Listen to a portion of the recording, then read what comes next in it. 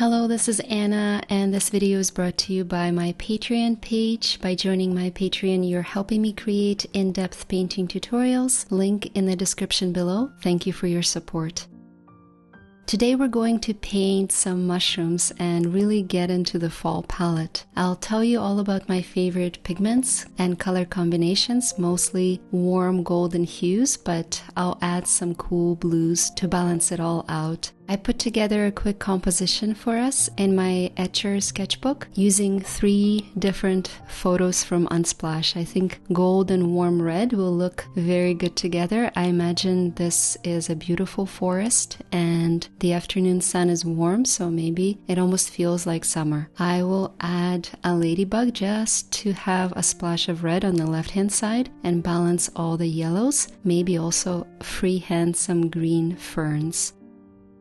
So let's get started. Since I'm using my sketchbook, I thought it's only appropriate to also use my travel brushes and maybe pretend like I'm outside, even though it's really cold already and plein air season is over, in Canada at least.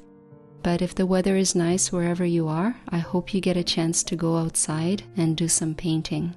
I usually get what's called seasonal depression in the fall, and I'm really feeling it this year, so I'm really hoping these colors will cheer you up in case you feel the same. And so I started with gold ochre on the mushroom caps, dropping a little bit of burnt orange wet on wet.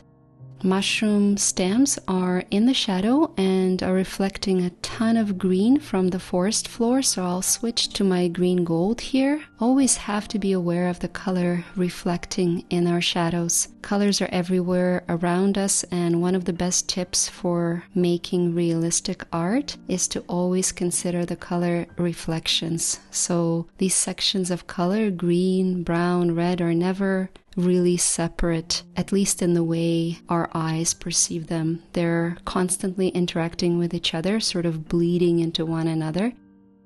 And the shadows is where most of this magic happens. 2 weeks ago, I posted a very detailed tutorial that breaks down the mechanics of this shadow and color interaction using this white shell as an example. So if you're interested in a more in-depth teaching, I will leave the link to that video in the description below so you can check it out after. But now let's just keep moving on and paint the red mushroom caps. These are really center stage, and the trick is to start with orange pigment, not red. So something like transparent orange or maybe even Hansa yellow deep, because the highlights on the red caps are catching that warm sunlight and we can't really add them afterwards. You can't really lighten up your watercolor layers after they're dry. So let's use proper technique and cover everything first with a lighter warm orange and then add red wet on wet afterwards. I'm using Scarlet Lake from Winsor as my red. Now the trickiest part is the white areas underneath. Once again, the shadow will have lots of color there, so let's really zoom in and notice the different variations in color, starting with warm pink reflecting from the mushroom cap. And then the default shadow color, which is typically blue. I'll use my warm phthalo blue red shade. You can add some purple to it as well, since the color spectrum has purple right in between red and blue. And of course, as we move down, let's start adding some green because it is reflecting from the bottom, and I'm just gonna use my Hooker's green that I typically default to. You can also use something like aqua green from Winsor I really love that color. It's very nice muted bluish green. Same thing on the second mushroom cap.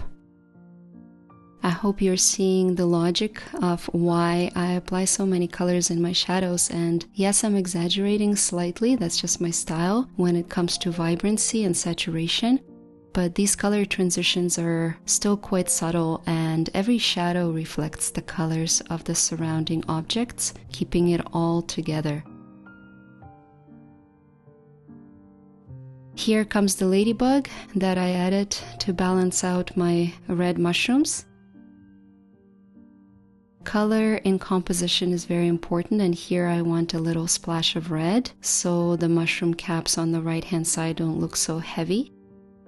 And now the ferns, and this I think is the fun part. I will just freehand without much pencil outline. I find that the majority of organic shapes become really easy to improvise once you do it a few times and kind of learn the logic of the shape.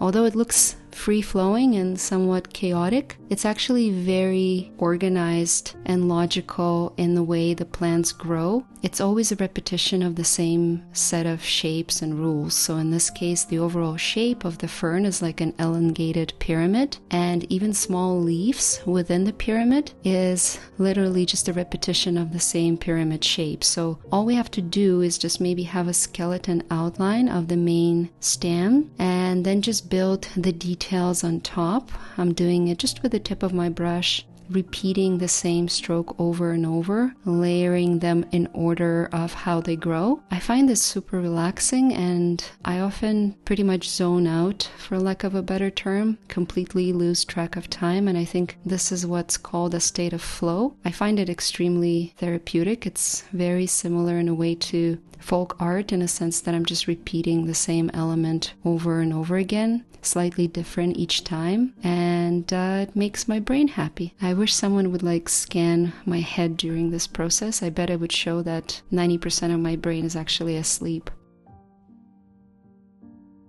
You're probably thinking like, Anna, stop rambling and tell us already which pigments you're using, and it's just Hooker's Green again. And on the forest floor greenery, I'm adding some green gold. Both of these colors are mixes already, and so you can just add yellow, something like Nickel Azo Yellow from Daniel Smith or Core Watercolors or Winsor Newton will have that intense glow that's also present in green gold. In my latest Skillshare class on negative painting, I get into this topic of mixing greens and show you how to arrive at some beautiful, natural-looking palette when you only have a limited set of colors. And I didn't know this when I first started and always tried to match my greens straight from the tube, so I know better now, and I know that greens are quite magical that way. They always contain a range of temperatures, so mixing actually makes them look more realistic.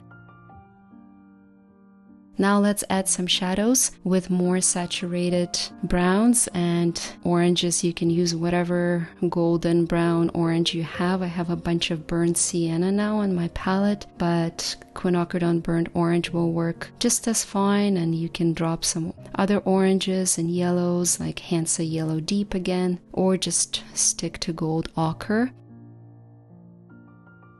I will keep dipping into my green mixture too, once again, to have that continuity of color in my shadows.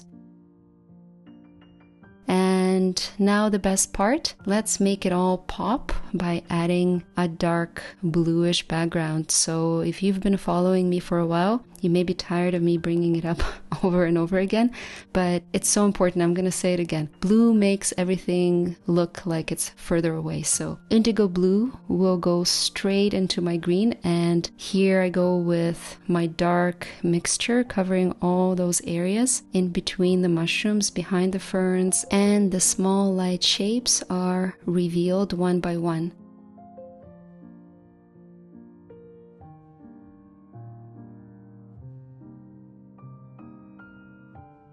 So this is called negative painting, my favorite technique for watercolors, maybe even more important than wet on wet in some cases. So you can literally see how the whole thing comes alive and the mushrooms suddenly look more three-dimensional. Now let's finish off those red caps.